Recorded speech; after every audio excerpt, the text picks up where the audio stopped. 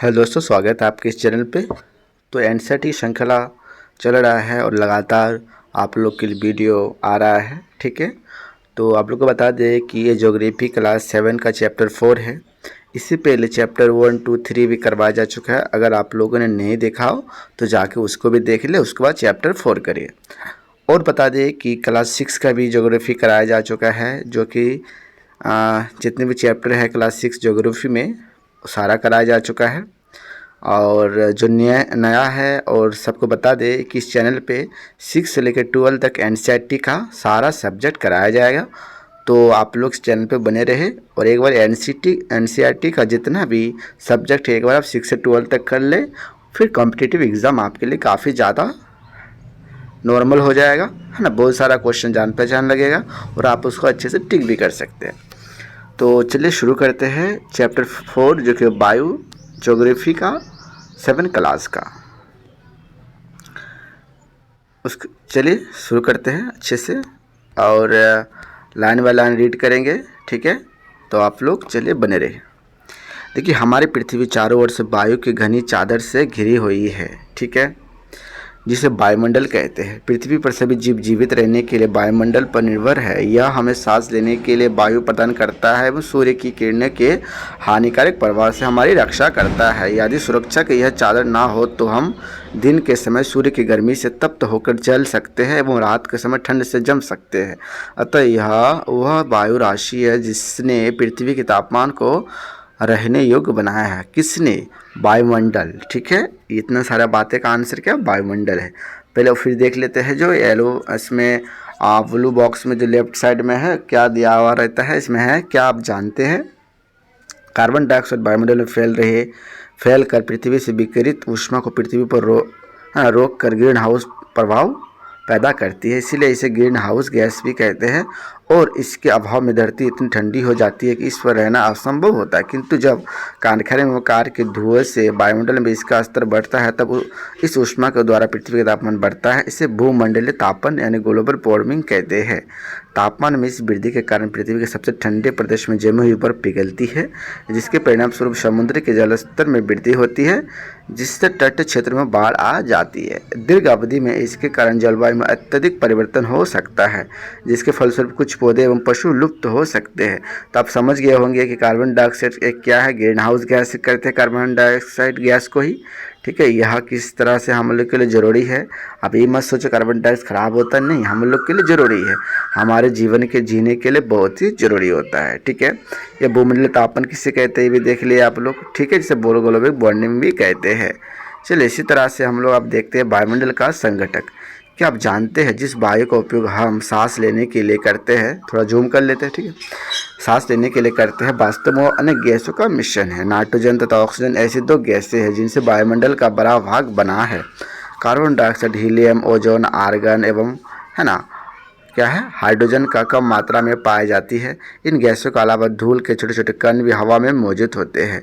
चित्र 4.1 में वृत्तारेख दिया गया है जिसमें वायु के विभिन्न संकटों के प्रतिशत दर्शाए गए हैं। नाइट्रोजन वायु में सर्वाधिक पाई जाने वाली गैस है। जब हम सांस लेते हैं तब फेफड़ों में कुछ नाइट्रोजन भी ले जाते हैं और फिर उसे बाहर निकाल देते हैं, परंतु पौधों को अपने जीवन के लिए नाइट्रोजन की आवश्यकता है ना आवश्यकता सीधे क्या होती है। ठीक है, पौधों को नाइट्रोजन की आवश्यकता होती है, ये बात आपको याद रखने वाली बात है। चलो उसके बाद हम लोग देखते हैं क्या वायु के संघटक।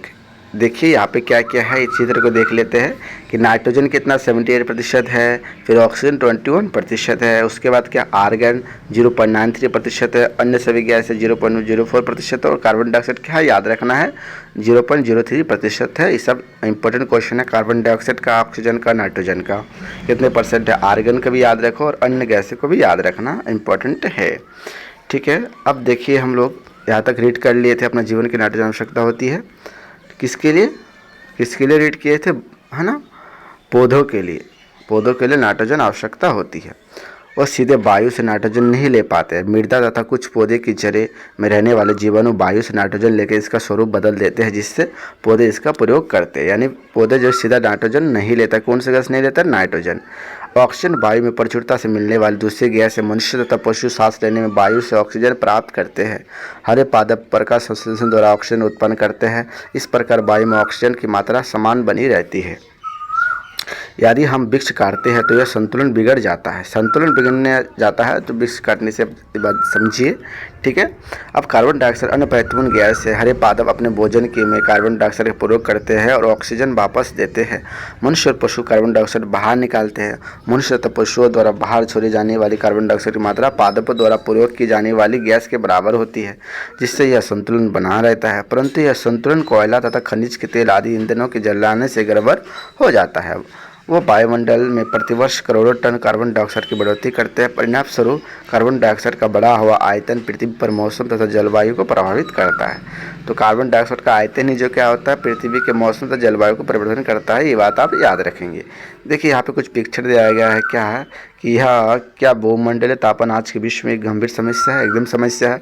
ग्लोबल वार्मिंग बहुत ही बड़ा समस्या है। आप ये लोग है ना जो नॉलेज में रहना चाहिए। ग्लोबल वार्मिंग जो कि किस लिए हो रहा है? लाइक कार्बन डाइऑक्साइड का है ना संतुलन नहीं रहने के कारण ऐसा हो रहा है। उसके बाद देखिए वायुमंडल का संरचना। हमारा वायुमंडल 5 परतों में विभाजित है जो पृथ्वी की सतह से आरम्भ होती है। देखिए यहाँ से इंपॉर्टेंट क्वेश्चन शुरू होता है कि हमारे वायुमंडल 5 परतों में विभाजित है जो पृथ्वी की सतह से आरम्भ होती है। यह क्षोभ मंडल, सप्ताप मंडल, मध्य मंडल, बाह्यमंडल एवं वायुमंडल। पहले कक्षा में पढ़े थे, ठीक है। ये बात आप याद रखेंगे, पहली कक्षा में ऐसे पढ़ चुके थे हम लोग, ठीक है। चलिए देखते हैं क्या है फिर, ठीक है। क्षोभ मंडल या परत वायुमंडल की सबसे महत्वपूर्ण परत है। इसकी औसत ऊंचाई 13 किलोमीटर होती है। अब क्षोभ मंडल क्या होता है? इसकी ऊंचाई 13 किलोमीटर है। हम इसी मंडल में मौजूद वायु में सांस लेते हैं।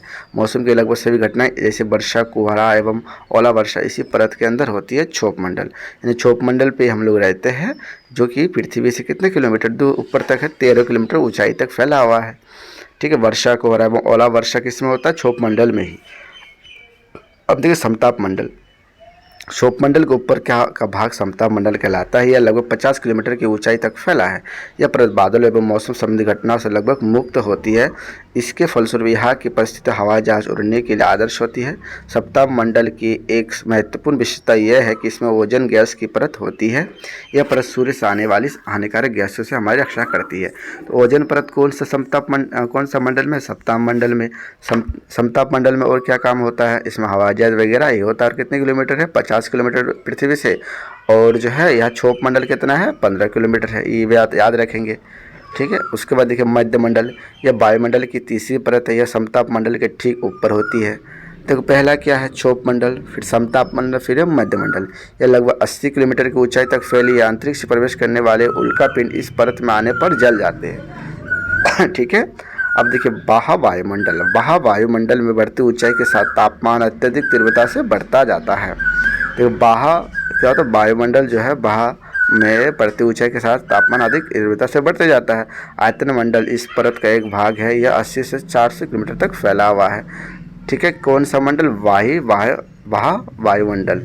रेडियो संचार, ठीक है, के लिए इस परत का उपयोग होता है। वास्तव में पृथ्वी से प्रसारित रेडियो तरंगे इस परत द्वारा पुनः पृथ्वी पर परिवर्तित कर दी जाती है। कौन सा? बाह्य तरंगे। याद रखेंगे कौन सा तरंगे है ना? वह वायुमंडल। इससे आंतरिक तरंगे वगैरह सब इसी में काम करते हैं। रेडियो तरंगे, समझ में आ रहा है आपको? अब देखिए वायुमंडल। वायुमंडल क्या है? वायुमंडल की सबसे ऊपरी परत को वायुमंडल के नाम से जाना जाता है। यह वायु की पतली परत होती है। हल्की गैस जैसे हीलियम एवं हाइड्रोजन यही से अंतरिक्ष से है ना अंतरिक्ष में तैरती रहती है। कौन सा गैस? हीलियम और हाइड्रोजन, ठीक है। ये बात आप याद रखेंगे वायुमंडल में। तो हम लोग क्या सीखे हैं इसमें कि कितने मंडल होते हैं? फिर से एक बार हम लोग इसको रिवीजन कर लेंगे कि कितने मंडल होते हैं, क्योंकि बहुत ही इम्पोर्टेंट है, ठीक है। तो 5 वायुमंडल है। पहला है क्षोभ मंडल, समताप मंडल, मध्य मंडल, ठीक है, वायुमंडल, बाह्य वायुमंडल एवं बाहरी मंडल, ठीक है। क्या क्या? क्षोभ मंडल, समताप मंडल, मध्य मंडल, वायुमंडल और वायुमंडल, ठीक है। इसी तरह से आप देख चुके हैं कि किसका इससे क्या काम है और कितना ऊंचाई पर है। एक बार ऊंचाई भी देख लेते हैं कि इसका ऊंचाई क्या है, फिर से एक बार देख लीजिए। क्षोभ मंडल का 13 किलोमीटर है, सप्ताह मंडल का क्या 50 किलोमीटर है, ठीक है। और क्या है, मध्य मंडल का 80 किलोमीटर है, वायुमंडल का 80 से 400 किलोमीटर है, ठीक है। अब याद रखेंगे वायुमंडल कोई मीटर नहीं दिया गया। अब देखिए मौसम एवं जलवायु, क्या आज वर्षा होगी, यहाँ आज दिन साफ होगा या धूप खिलेगी निकलेगी। तो इतनी ही बार हमने क्रिकेट प्रेमियों को मुंह से एक दिवसीय मैच के भविष्य पर अनुमान लगाते सुना होगा। यदि हम कल्पना करें कि हमारा शरीर एक रेडियो है और मस्तिष्क उसके स्पीकर, तो हम मौसम वह है जो इसके नियंत्रण बांटने से छेड़छाड़ करता रहता है। मौसम वायुमंडल के प्रत्येक घंटा तथा दिन प्रतिदिन की स्थिति होती है। अर्ध एवं गर्म मौसम किसी को भी चिड़चिड़ा बना सकता है। अच्छा हवादार मौसम हमें आनंद देता है और हमें घूमने की योजना भी बना सकते हैं। मौसम नाटकीय रूप से दिन प्रतिदिन बदलता रहता है, किंतु दीर्घ काल में किसी स्थान का औसत मौसम उस स्थान की जलवायु बताता है। क्या आप समझ गए कि हम मौसम का दैनिक पूर्वानुमान क्यों करते हैं? देखिए तापमान, आप प्रतिदिन जिस तापमान का अनुभव करते हो वह वायुमंडल का तापमान होता है। वायु में मौजूद ताप एवं शीतलता के परिणाम को तापमान कहते हैं। वायुमंडल का तापमान केवल दिन और रात में ही नहीं बदलता, बल्कि ऋतुओं के अनुसार भी बदलता रहता है। शीत ऋतु की अपेक्षा ग्रीष्म ऋतु ज़्यादा गर्म होती है। अब देखिए आतपन क्या होता है, एक महत्वपूर्ण कारक है जो तापमान के वितरण को प्रभावित करता है। सूर्य से आने वाले वह ऊर्जा जिसे पृथ्वी रोक लेती है उसे आतपन कहलाती है। आतपन यानी सूर्य ताप, ठीक है। आतपन क्या है, एक महत्वपूर्ण कारक है जो तापमान वितरण को प्रभावित करती है। सूर्य से आने वाली ऊर्जा को जिसे पृथ्वी पर रोक लेते हैं उसे आतपन कहते हैं। अब देखिए आतपन क्या है कि मात्रा भूमध्य रेखा से पूर्व की ओर घटती है, पूर्व की ओर घटती है, याद रखेंगे, इसीलिए तापमान उसी प्रकार घटता है। अब देखिए इससे पहले क्या है कि मौसम की जानकारी के लिए यंत्र क्या है, बाद दिक्सूत्री पवन की दिशा दर्शाता है, ये मौसम है ना। उसके बाद वर्षा मापी है, एक वर्षा की मात्रा मापता है। ताप मापी में तापमान मापता है। वायुदाप में वायु मापा जाता है। और क्या आप जानते हैं, यह जानकर आपको आश्चर्य होगा कि पृथ्वी सूर्य की ऊर्जा के है ना इतना भाग का केवल एक भाग ही प्राप्त करती है, यानी 2 अरबा, ठीक है, समझ में आ रहा है, 2 अरबों का एक ही भाग प्राप्त करती है, याद रखेंगे। चलो, और इधर कुछ था नहीं था। चलो उसके बाद देखते हैं हम लोग डायरेक्ट यहाँ। आप समझ गए होंगे कि ध्रुव वर्षा से क्यों ढके हुए हैं। यदि पृथ्वी का तापमान अत्यधिक बढ़ जाता है तो यह इतनी गर्म हो जाएगी कि यहाँ कुछ फसलें नहीं उग सकेगी, ठीक है। गाँव की अपेक्षा नगरों के तापमान बहुत अधिक होते हैं। दिन के समय में एसोफेल्ट से बनी सड़कें एवं धातु और कंक्रीट से बने भवन गर्म हो जाते हैं। रात के समय यह ऊष्मा मुक्त हो जाती है। नगर के भीड़ वाले ऊंचे भवन गर्म वायु को रोक लेते हैं, जिससे नगरों का तापमान बढ़ जाता है। अब बात को समझ गए होंगे कि कैसे क्या होता है। देखिए उसके बाद क्या है, वायु दाब। यह जानकर आपको आश्चर्य हुआ कि वायु हमारे शरीर पर उच्च दाब के साथ बल लगाते, किंतु हम इसका अनुभव नहीं करते हैं। यह इसलिए होता है क्योंकि वायु का दाब हमारे ऊपर सब दिशाओं से लगता है और हमारा शरीर विपरीत बल लगाता है। तो आप समझ गए होंगे सभी तरह से हम लोग के ऊपर वायु आता है, लेकिन हम लोग शरीर भी क्या विपरीत बल लगाता है, इसीलिए हम लोग ज़्यादा एहसास नहीं कर पाते वायु का।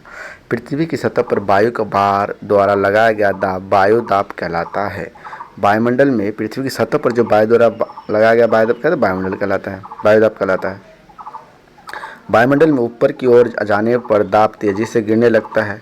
समुद्र स्तर पर वायु दाब सर्वाधिक होता है और ऊंचाई पर जाने पर यह घटता जाता है। वायु दाब का क्षैतिज वितरण किसी स्थान पर उपस्थित वायु के ताप द्वारा प्रभावित होता है। तो आप बात को समझ गए होंगे कि वायु जो है ऊपर जाने पर क्या होता है, घटता है, और नीचे जाने पर उसका ही सर्वाधिक होता है।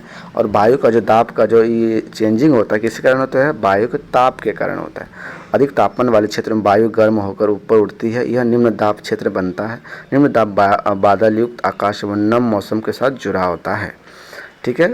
अब कम तापमान वाले क्षेत्र को वायु ठंडी होती है, इसके फलस्वरूप यह भारी होती है ना। भारी वायु निवजज होकर उच्च दाब क्षेत्र बनाती है। उच्च दाब के कारण स्पष्ट एवं स्वच्छ आकाश होता है। वायु सदैव उच्च दाब क्षेत्र से निम्न दाब क्षेत्र की ओर गमन करती है, ये भी याद रखेंगे आप। देखिए पवन क्या है, पवन क्या, उच्च दाब क्षेत्र से निम्न दाब क्षेत्र की ओर वायु की गति को पवन कहते हैं। आप पवन को काम करते देख सकते हैं, जब यह सड़क पर गिरी पत्तियों को उड़ाती अथवा तूफान के समय पेड़ों को उखाड़ देती है। कभी कभी जब पवन धीरे बहती है तो आप इसे महीन धूल या धुएं को उड़ते देख सकते हैं। कभी कभी पवन इतनी तेज़ी से होती है कि इसके विपरीत दिशा में चलना कठिन हो जाता है। आप आपने अवश्य अनुभव किया होगा कि तेज पवन में छाता लेकर चलना आसान नहीं है। 3 अन्य उदाहरण सोचिए जब तेज पवन के कारण आपके लिए समस्या उत्पन्न हुई हो। पवन को मुख्य 3 प्रकार में विभाजित किया गया है। पहला है अस्थायी पवनें। व्यापारिक पश्चिमी एवं पूर्वी पवनों अस्थायी पवनें हैं। यह वर्ष भर लगातार निश्चित दिशा में चलती रहती है। क्या अस्थायी पवनें? अस्थायी पवनें क्या है? व्यापारिक पश्चिम एवं पूर्वी पवनें अस्थायी पवनें होती है। मौसमी पवनें क्या है? ये पवनें विभिन्न ऋतुओं में अपनी दिशा बदलती रहती है। उदाहरण के लिए भारत में मानसूनी पवनें। अस्थायी पवनें है यह पवनें किसी छोटे क्षेत्र में वर्षा या दिन के किसी विशेष समय में चलती है। उदाहरण के लिए स्थल एवं समुद्री समीर। क्या आपको भारत के उत्तरी क्षेत्र के गर्म एवं शुष्क स्थानीय पवन याद है? इसे लू कहते हैं। ये याद रखेंगे।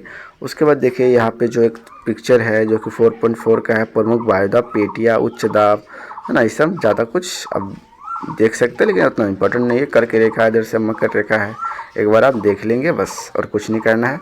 उसके बाद देखिए चक्रवात क्या है? एक प्राकृतिक आवेश है। चक्रवात क्या है? एक प्राकृतिक आवेश है।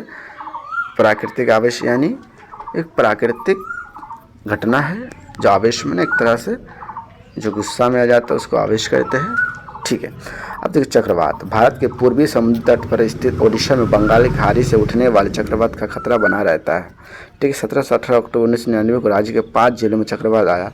29 अक्टूबर 1999 को एक अन्य महाचक्रवात आया जिससे राज्य के एक बड़े भाग में तबाही मचाई। मुख्यतः पवन का वेग, वर्षा तथा ज्वारी प्रत्यक्ष हानियाँ हुई।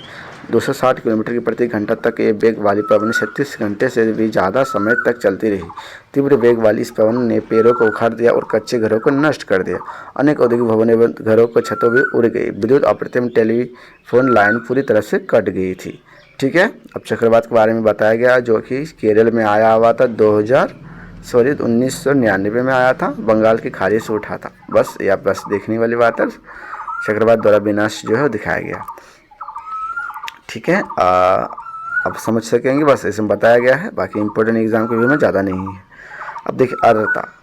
जब जल पृथ्वी एवं विभिन्न जलाशय से बाष्पित होता है तो यह जलवाष्प बन जाता है। वायु में किसी भी समय जलवाष्प की मात्रा को आर्द्रता कहते हैं। जब वायु में जलवाष्प की मात्रा अत्यधिक होती है तो उसे हम आर्द्र दिन कहते हैं। जैसे जैसे वायु गर्म होती जाती है इसके जलवाष्प धारण करने की क्षमता बढ़ती जाती है और इस प्रकार यह और अधिक आर्द्र हो जाता है। आर्द्र दिन में कपड़े सूखने में काफ़ी समय लगता है।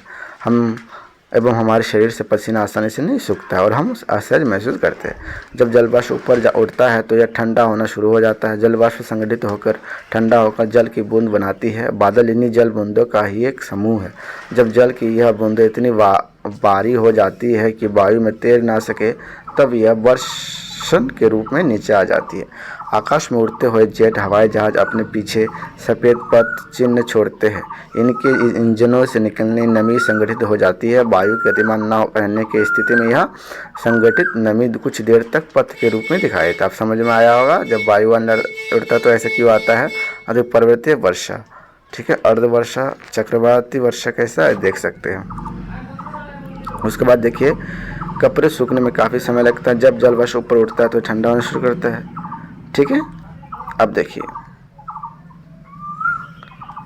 यहाँ से रेट करेंगे। पृथ्वी पर जल के रूप में गिरने वाला वर्षण वर्षा कहलाते हैं। ज़्यादातर भौम जल वर्षा जल से ही प्राप्त होती है। पौधे जल संरक्षण में मदद करते हैं। जब पहाड़ी पार्श्वों पर पेड़ काटे जाते हैं वर्षा जल अनावृत पहाड़ों से नीचे बहता है एवं निचले इलाकों में वर्षा का कारण बनता है। क्रियाविद आधार पर वर्षा के 3 प्रकार होते हैं: संवाही वर्षा, पर्वतीय वर्षा एवं चक्रवाती वर्षा। ये बात आप याद रखेंगे। देखिए फिर यहाँ से आगे से रीड करते हैं कि पौधे तथा जीव जंतुओं के जीवित रहने के लिए वर्षा बहुत महत्वपूर्ण है। इससे धरातल को ताज़ा जल प्रदान होता है। यदि वर्षा कम हो तो जल की कमी तथा सूखा हो जाता है। इसके विपरीत अगर वर्षा अधिक होती है तो बाढ़ आ जाती है। क्या आप जानते हैं वर्षण के दूसरे रूप हिम, सहिम, वृष्टि तथा ओला होती है। ठीक है। चलिए दोस्तों यहाँ जो है चैप्टर का जो भी बातें हैं यहाँ पे ख़त्म होता है और यहाँ से अभ्यास शुरू होता है कि वायुमंडल क्या है। उसके बाद सही चिन्ह लगाए। इनमें से कौन सी गैस हमें सूर्य के हानिकारक किरणों से बचाती है। आप देखिए ओजोन गैस है ना। वायुमंडल की सबसे महत्वपूर्ण परत कौन सा है? महत्वपूर्ण परत कौन सा होता है ना? जो क्षोभ मंडल। उसके बाद देखिए वायुमंडल की निम्न परतों में से कौन सी बादल विहीन है। अब बादल किस में ही करते रहता है? ठीक है, क्षोभ मंडल में ही। अब देखिए अब बादल विहीन अलग बात है जिसमें क्या होता है समताप मंडल, बादल विहीन जिसमें हवाएं चलती है। वायुमंडल की परतें में जब हम ऊपर जाते हैं तब वायुदाब देखिए ये जो ऊपर वाला है गौ नंबर में क्या बादल भी बादल होता है नहीं, इसलिए हवाई जहाज ज़्यादा साफ सुथरा से देख के चल पाता है। अब देखिए बामंडल की परत में जब हम ऊपर जाते हैं तब वायुदाब क्या होता है, घटता है। जब वृष्टि तरल रूप में पृथ्वी पर आ जाती है तो उसे हम कहते हैं, क्या कहते हैं, वर्षा। ठीक है, तो इसी तरह से हम लोग बाकी और भी यहाँ जो भी चैप्टर बचा हुआ है NCERT क्लास 7 का वो भी जल्दी से करवाएंगे। तो आप लोग चैनल पे नए हैं तो चैनल को सब्सक्राइब कर लीजिएगा। चलो मिलते हैं नेक्स्ट वीडियो में।